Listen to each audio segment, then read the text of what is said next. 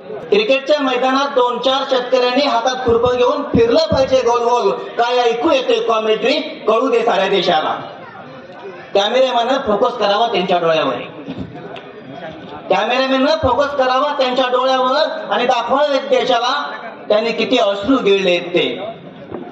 Wicket पडल्यानंतर मासूम होणारे चेहरे, विकेट पडल्यानंतर मासूम होणारे चेहरे आणि 6-4 नंतर ओरडणारे घसे. शेतकऱ्यांना बघून कशी वागतात ती माणसे दिसले पाहिजे तिथल्या मोठ्याशा स्क्रीनवर.